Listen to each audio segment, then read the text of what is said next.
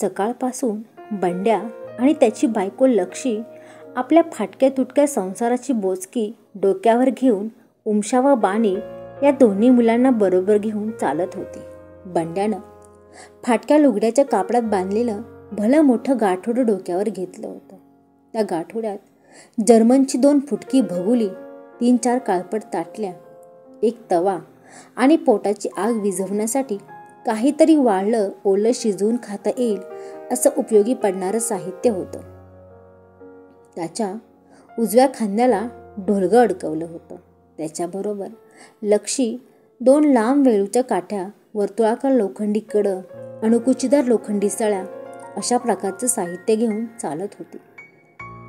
2 फाटकी पोती, 17 भस्कं पडलेली वाकळ, थोडीफार फाटकी तुटकी कापडं या सर्वांचं गाठोडं करून तिनं पाठीशी टाकलं होतं. उमशा मातीची घागर आणि काही लहान सहान साहित्य घेऊन चालत होता. बाणी त्यांच्याबरोबर पळत होती. उन्हाचा जोर जसजसा वाढू लागला तसतसं उमशाला आणि बाणीला चालणं जमेना झालं. उन्हामुळं जमीन तापू लागली. त्यांच्या अनवाणी पायाला चटकं बसू लागलं. ऊन चांगलंच वाढलं. त्यांच्या भुकेने व्याकुळ झालेल्या चेहऱ्यावरून घामाच्या धारा वाहू लागल्या. बाणी रडू लागली. रडत रडत ती म्हणत होती, आय, मला चालता येत नाही, पाय भाजायला लागल्या ती. लक्षीनं मुलीकडं बघितलं. तिच्या डोक्यावरून हात फिरवत ती म्हणाली, त्या तत गेल्यावर गाव येतं या, तत गेल्यावर खेळ करायचा हाय, तवर चाल. पाय आपटत उमशा म्हणाला, मला भूक लागल्याय, अजून केवढं चालायचं हाय. लक्षी चालता चालता उभी राहिली. तिनं उमशाला जवळ येऊ दिलं. त्याला बरोबर घेऊन चालत ती त्याची समजूत काढू लागली. बाबा, खेळ केला म्हणजे आपणाला भाकर मिळतीया, पैसा मिळते ती, मग भाकर खायची. एवढं गाव येईल तवर चाल, म्हणजे तुला 10 पैसे देती. आलेला कंटाळा नाहीसा झाल्यासारखा उमशा उत्साहाने म्हणाला, मला पैसे देतीयाच, मग चाल तू. लगेच बाणीनं सूर लावला, आय, मला नाही पैसे देत. लक्षी स्वतःशीच हसली. डोक्यावर वेळूच्या काठ्या सरळ करत म्हणाले, होय बाय, तुला बी पैसे देती.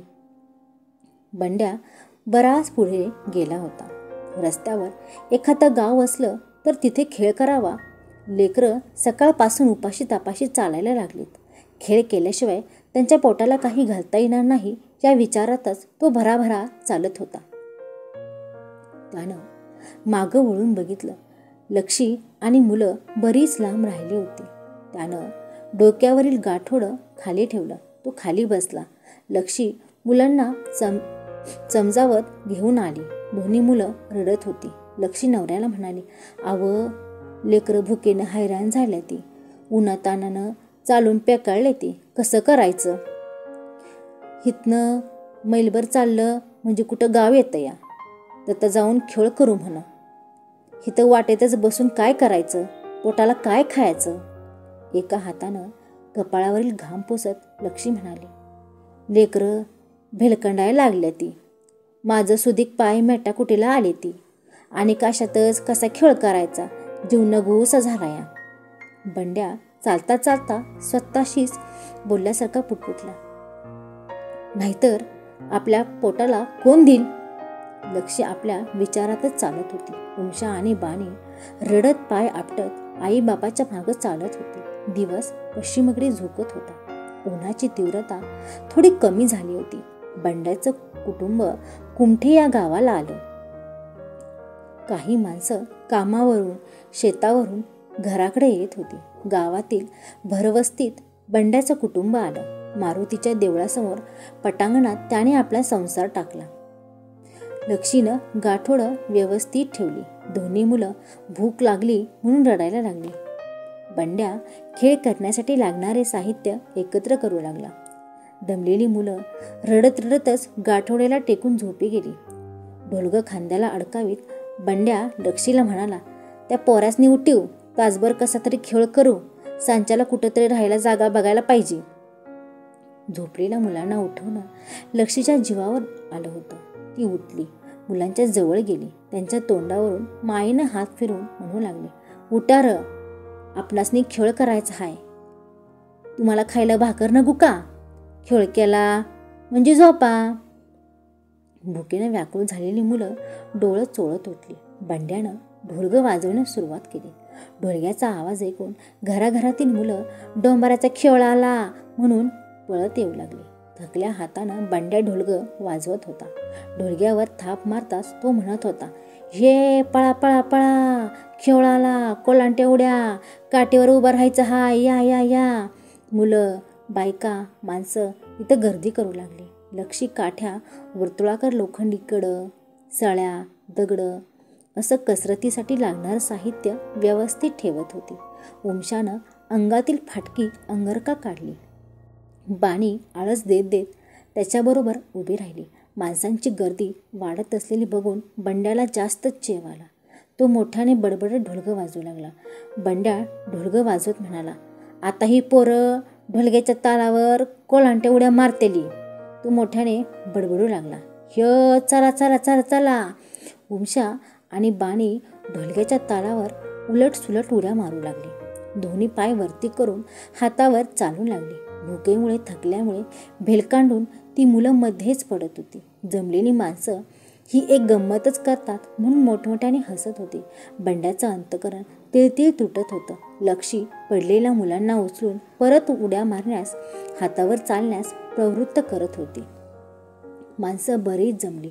लक्षीनं एका गाठोड्यातून चिंध्या काढल्या. त्या गोल लोखंडी कड्याच्या चारही बाजूनी बांधल्या. त्या बांधलेल्या चिंध्यांवर रॉकेल टाकले. त्या चिंध्या पेटवल्या. गोलाकार लोखंडी कड्याच्या भोवतीनं जाळ झाला. बंड्या जोराजोराने ढोलगं बडवू लागला. एका काठीला ते जळत असलेलं गोलाकार कडं बांधून लक्षीनं एका विशिष्ट उंचीवर धरलं. प्रथम उमशानं त्या गोल कड्यातून उडी मारली. लक्षीनं त्या कड्याला थोड्या कमी उंचीवर धरलं. त्यावेळी बाणीनं त्याच्यातून उडी मारली. जमलेली माणसं आपापसात कुजबुजत होती. जमारी केवढी पोरं आहेत ती, नुसतं खोकावाणी लावते ती, जाळतनं कसा आरपार सूर मारते ती. माणसं आश्चर्य व्यक्त करत होती. परंतु बंड्याला मात्र समजून चुकलं होतं की आता मुलांना काहीच करता येणार नाही. उपाशी पोटी त्यांना धड नीटसं उभं राहता येत नाही. आपण त्यांना असंच काम करायला लावलं तर एखाद्याचा तोल जाऊन हातपाय मोडेल. बंड्यानं खांद्याला अडकवलेलं ढोलगं काढून खाली ठेवलं. त्याने वेळूची उंच काठी घेतली. ती काठी हातात घेऊन तो बघणाऱ्या मुलांनी केलेल्या गोल रिंगणातून बडबडत फिरू लागला. आता ह्या काठीवर माझी बायको एका पायावर उभी राहणार आहे. तुम्हाला आमच्या अंगातली कला दाखवतो. पर तो दिनवाणी चेहरा करून पुढं बोलू लागला, आम्हा गरीबाच्या पोटाला थोडी थोडी भाकर आणि कोरड्यास आणून द्या. आमच्या आत्म्याचा तुम्हासनी आशीर्वाद लागतील. लेकरं सकाळपासनी उपाशीच आहेत ती. लक्षी फार थकली होती. नेहमीसारखं काठीवर उभा राहता येईल की नाही या विचारानं तिच्या डोक्यात गोंधळ घातला होता. बाणी आणि उमशा दमून गाठोड्याला टेकून बसली होती. बंड्याच्या डोक्यात अनेक शंकांचं काहूर माजलं होतं. तरी पण आपण काहीतरी कला करून दाखवल्याशिवाय आपल्याला कोणी भाकरीचा तुकडा देणार नाही. आपल्या मुलांच्या आणि आपल्या पोटाला अन्न मिळणार नाही. शिवाय दोन्ही मुलं थकली होती. त्यांच्यानं कसलाच खेळ करणं शक्य नाही या विचारानं त्यानं तो निर्णय घेतला होता. आपला धीर खचू नये म्हणून तो उमशाला म्हणाला, ए तो ढोलगं वाजव.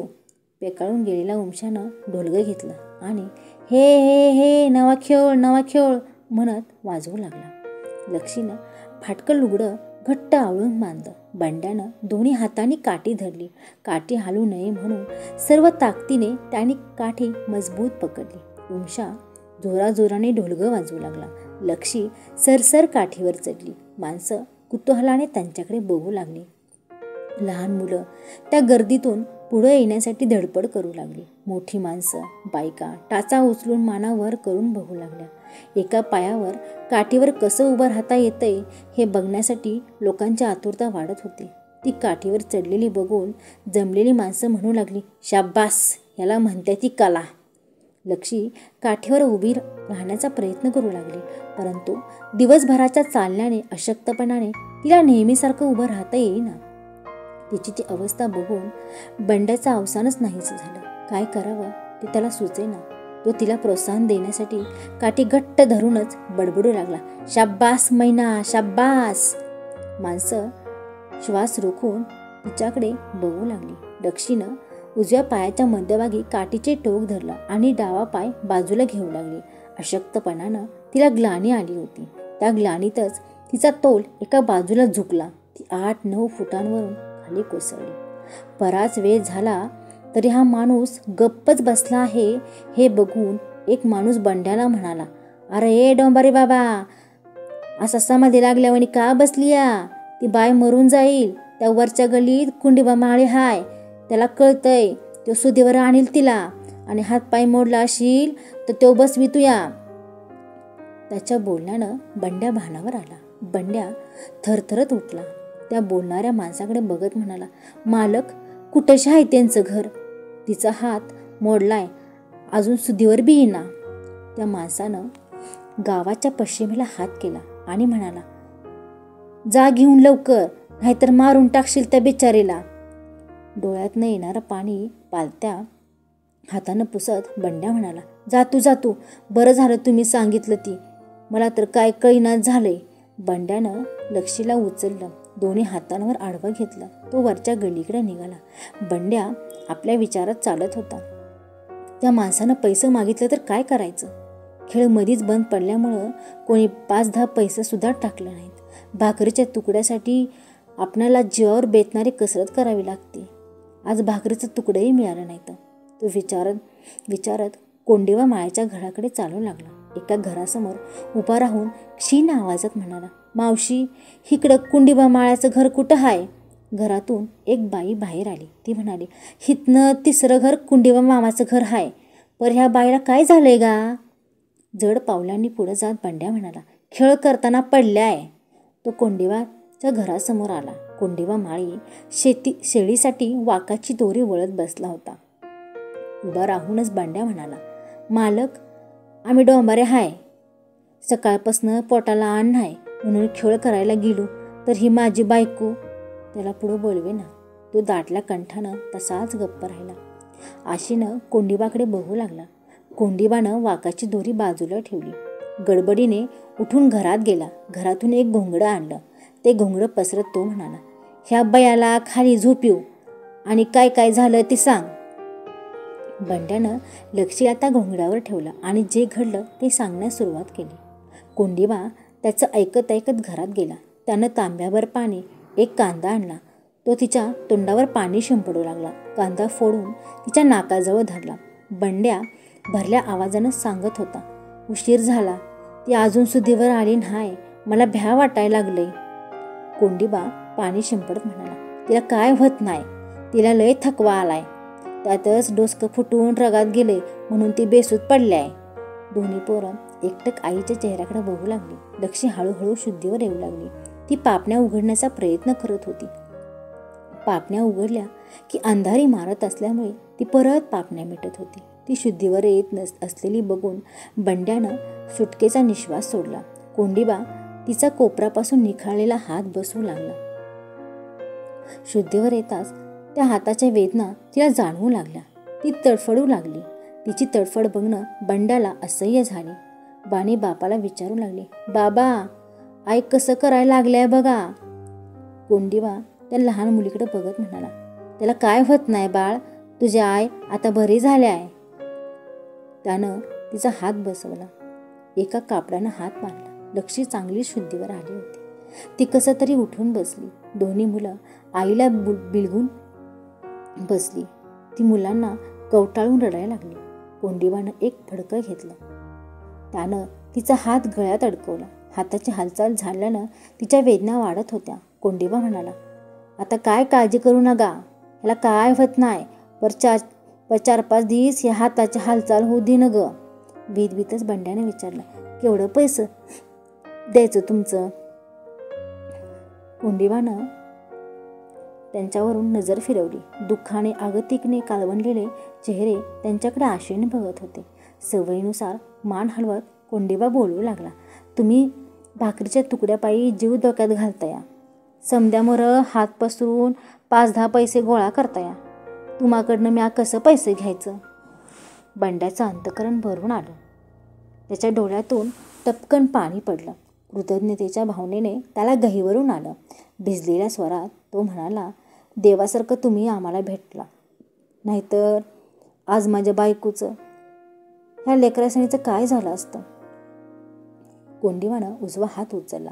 त्यांच्या पाठीवर ठेवत म्हणाला, ही बघ, तुला येळ आली म्हणून तो माझ्या दारात आलाच. नाहीतर आपण केव्हा एक दुसऱ्याला दिसलो सुधीक नसतो. तुझ्याकडनं 4 पैसे घेऊन काय माझ्या जन्माला पुरायचं आहे ती होय? लक्ष्मी आपल्या वेदना विसरून त्याच्याकडे बघत राहिली. ती म्हणाली, आजकाल माणसापासून माणूसपणच राहिलं नाही. तुमच्यासारखी माणसं अजून आहे ती म्हणून तर आमच्यासारख्यांना जगा येतंय बघा. थोड्या वेळानं बंड्याकडे बघून कोंडीबाने विचारलं, कुठं राहिला या? त्यावर बंड्याला आपल्या साहित्याची आठवण झाली. तो गडबडीने उठत म्हणाला, आमचं समनं सामान खेळ करत्याला जागीच पडला या, आम्ही निघतो. त्यानं कोंडीबाचा निरोप घेतला. लक्ष्मीला धरून तो खेळ केलेल्या जागेकडे येऊ लागला. तो मुलांना म्हणाला, तुम्ही 2 जण पळत मोहर व्हा. लक्ष्मी थकल्या स्वरात म्हणाली, समद उघड्यावर इसकाटून पडलं होतं. काय झालंय कुणाला ठाव. दोन्ही मुलं पळत पळत पुढे गेली. बंड्याला लक्ष्मीला धरून गडबडीने चालू लागला. तो खेळ करत असलेल्या जागेच्या जवळच आला. त्यानं समोर बघितलं. उमशा आणि बाणी इकडं तिकडं शोधत होती. त्यांच्या संसाराचे निम्म अर्ध साहित्य नाहीच झालं होतं. ते दोघं मुलांनी गोळा केलेल्या निम्म्या अर्ध्या संसाराकडं आणि मोडलेल्या हाताकडे पाहत राहिले. कथा कशी वाटली ते नक्की सांगा आणि हो, चॅनलला सबस्क्राईब करायला विसरू नका. धन्यवाद.